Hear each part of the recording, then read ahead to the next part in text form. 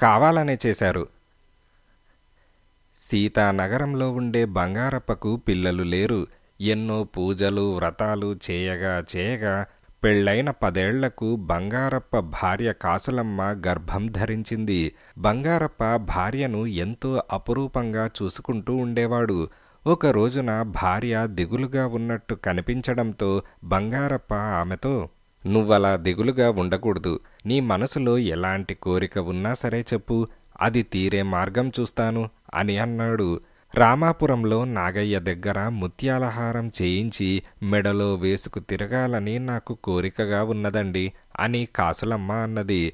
రామాపురంలో నాగయ్య పేరు మోసిన నగల వ్యాపారి. అతడి దుకాణంలో తయారైన హారం మెడలో వేసుకుంటే శుభప్రదమని కూడా చెప్పుకుంటారు.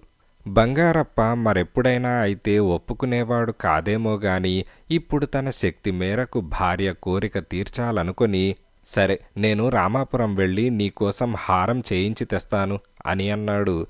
"మీరు పక్కన లేకుంటే నాకెంతో అధైర్యంగా ఉంటుంది. వేరే ఎవరినైనా రామాపురం పంపండి" అని కాసులమ్మ అన్నది. బంగారప్ప తన స్నేహితుడు రామయ్య కొడుకు గణపతిని ఆ పని మీద పంపాలనుకున్నాడు. గణపతి 20 ఏళ్ల యువకుడు. వడ్రంగం పనిలో తండ్రికి సహాయం చేస్తూ ఉంటాడు. వాడికి రామాపురం చూడాలన్న సరదా ఉన్నది. అయితే రామాపురంలో వాడికి బంధువులెవరూ లేరు. వెళ్తే ఏ పూటకూళ్ళ ఇంట్లోనో బస చేయాలి. అందుకు దారి ఖర్చులకు బోలెడు డబ్బు వృధా అని తండ్రి వాణ్ణి పంపలేదు. బంగారప్ప గణపతిని పిలిచి, "నువ్వు రామాపురం వెళ్ళి నాగయ్య దుకాణంలో ముత్యాలహారం పురమాయించి అదయ్యేదాకా అక్కడే ఉండి హారం తీసుకొని రావాలి. అక్కడ మా చుట్టం సిద్ధప్ప ఉన్నాడు. వాళ్ళింట్లోనే నీ మకాం. ఈ ప్రయాణానికయ్యే ఖర్చులన్నీ నేను భరిస్తాను" అని అన్నాడు. గణపతి ఉత్సాహంగా వెంటనే ఒప్పుకున్నాడు. కొడుకు సరదా ఈ విధంగా తీరుతున్నదని వాడి తండ్రి కూడా సంతోషించాడు. రామాపురం వెళ్ళాలంటే ముందుగా సీతానగరం నుంచి పొరుగునే ఉన్న గ్రామానికి ఒంటెద్దు బండిపై వెళ్ళాలి. అక్కడ్నుంచి బాడుగకు గుర్రబళ్ళుంటాయి. గణపతి ఆ విధంగానే ప్రయాణం చేసి రామాపురం చేరుకున్నాడు. అక్కడ సిద్ధప్ప ఇంటి గురించి వాకబు చేశాడు. వివరాలు తెలుసుకొని సిద్ధప్ప ఇల్లు చేరేలోగా దారిలో వాడు ఒకచోట జారిపడ్డాడు. బట్టలకు బురద అంటుకున్నది. ఏమైతేనేం, గణపతి సిద్ధప్ప ఇల్లు చేరుకొని వాళ్లకు తను వచ్చిన పని చెప్పాడు. సిద్ధప్ప అభిమానంగా, "మా బంగారప్ప పంపాడంటే నువ్వు మాకు ముఖ్య అతిథివి. ఆ చేతిలోని మూట ఇలా ఇవ్వు, నేను దాస్తాను. ముందు నువ్వు వెళ్ళి పెరట్లో నూతి దగ్గర స్నానం చేసిరా" అని అన్నాడు. సిద్ధప్ప కొడుకు గణపతిని బావి దగ్గరకు తీసుకువెళ్ళి బొక్కెన అందించాడు. ఈలోగా సిద్ధప్ప అక్కడికి పెద్ద నీళ్ల గుండిగ ఒకటి తీసుకొచ్చాడు. అతడు గణపతితో, "నీళ్లు ఇందులోకి తోడుకొని స్నానం చెయ్యి. స్నానమయ్యాక గుండిగ నిండా నీళ్లుండేలా చూడు" అని చెప్పాడు.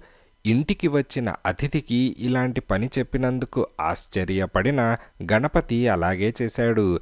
ప్రయాణ బడలిక మూలాన వాడికి గుండిగను నీళ్లతో నింపడం చాలా అలసట అనిపించింది. గణపతి స్నానం చేసేటప్పుడే బురద అంటిన తన బట్టలు కూడా ఉతికి ఆరవేసుకున్నాడు. వాటి కారణంగా సిద్ధప్ప తనను ఏ పనివాడో అనుకున్నాడేమోనని వాడికి అనుమానం కలిగింది. గణపతి బట్టలు మార్చుకున్నాక సిద్ధప్ప వాణ్ణి భోజనానికి రమ్మని పిలిచాడు. అక్కడ కూడా అందరూ గణపతికి చాలా ఆశ్చర్యం కలిగేలాగా ప్రవర్తించారు. సిద్ధప్ప ఇంట్లోని వాళ్ళందరూ పీటలు వేసుకొని కూర్చున్నారు.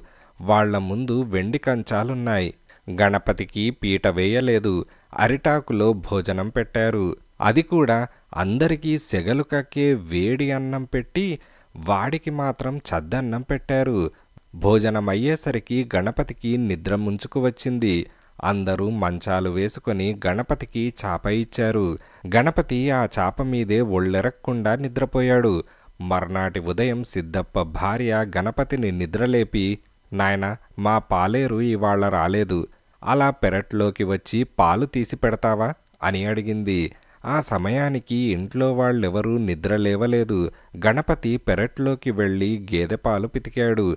సిద్ధప్ప భార్య వాడి చేత ఇంటికి అవసరమైన నీళ్లన్నీ తోడించింది. గణపతి మారు మాట్లాడకుండా అన్ని పనులు చేసి తానిక నాగయ్య దుకాణానికి వెళ్ళి వస్తానన్నాడు. అక్కడికి నేను వస్తాను పద అని సిద్ధప్ప అన్నాడు.